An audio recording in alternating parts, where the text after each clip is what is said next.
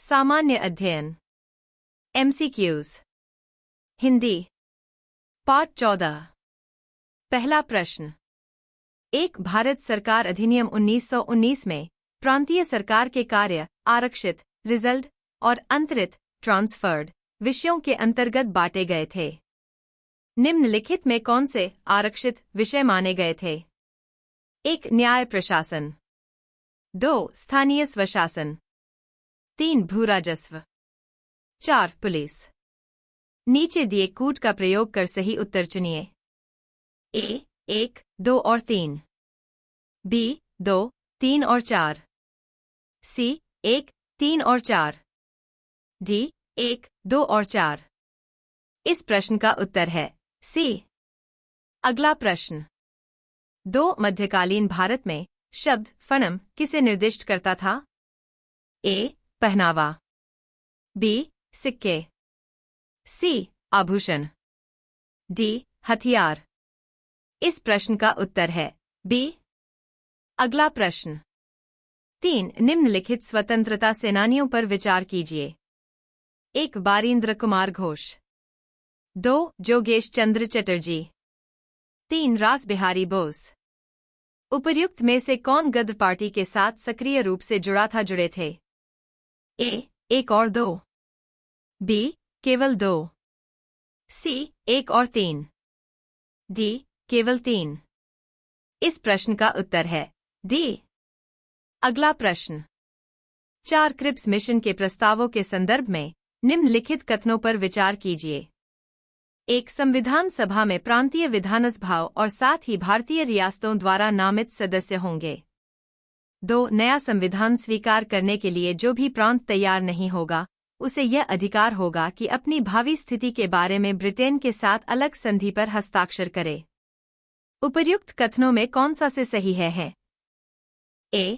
केवल 1, B. केवल 2, C. 1 और 2 दोनों, D. न तो 1 नहीं 2। इस प्रश्न का उत्तर है B। अगला प्रश्न। 5. भारतीय इतिहास के संदर्भ में निम्नलिखित मूल ग्रंथों पर विचार कीजिए। 1. नित्तिपकरण, 2. परिशिष्ट पर्वन, 3. अवदान शतक, 4. त्रिशष्ट लक्षण महापुराण। उपर्युक्त में कौन से जैन ग्रंथ हैं? A.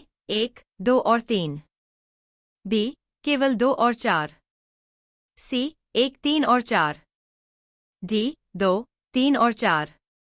इस प्रश्न का उत्तर है B। अगला प्रश्न। 6. भारतीय इतिहास के संदर्भ में निम्नलिखित युग्मों पर विचार कीजिए। ऐतिहासिक व्यक्ति किस रूप में जाने गए?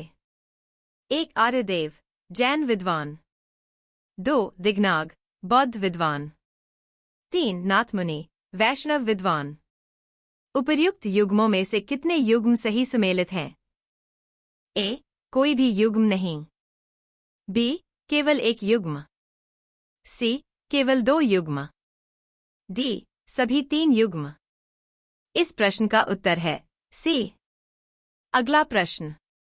7. भारतीय इतिहास के संदर्भ में निम्नलिखित कथनों पर विचार कीजिए। 1. भारत पर पहला मंगोल आक्रमण जलालुद्दीन खिलजी के राज्यकाल में हुआ। 2. अलाउद्दीन खिलजी के राज्यकाल में एक मंगोल आक्रमण दिल्ली तक आ पहुंचा और उस शहर पर घेरा डाल दिया। 3. मुहम्मद बिन तुगलक मंगोलों से अपने राज्य के कुछ उत्तरी पश्चिमी भाग अस्थायी रूप से हार गया था।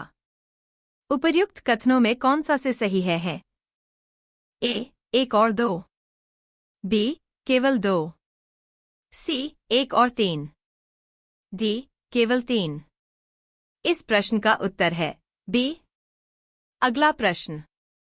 8. भारतीय इतिहास के संदर्भ में निम्नलिखित में से कौन कुलाहदारन कहलाते थे? A. अरब व्यापारी, B. कलंदर, C. फारसी खुशनवीस, D. सैयद। इस प्रश्न का उत्तर है D। अगला प्रश्न। 9. भारतीय इतिहास के संदर्भ में निम्नलिखित कथनों पर विचार कीजिए। 1. डच लोगों ने पूर्वी तटीय क्षेत्रों में गजपति शासकों द्वारा प्रदान की गई जमीनों पर अपनी फैक्ट्रियों गोदाम स्थापित किए। 2. अल्फोंसो दे अल्बुकर्क ने बीजापुर सल्तनत से गोवा को छीन लिया था। 3. अंग्रेजी ईस्ट इंडिया कंपनी ने मद्रास में विजयनगर साम्राज्य के एक प्रतिनिधि से पट्टे पर ली गई जमीन के एक प्लॉट पर फैक्ट्री स्थापित की थी।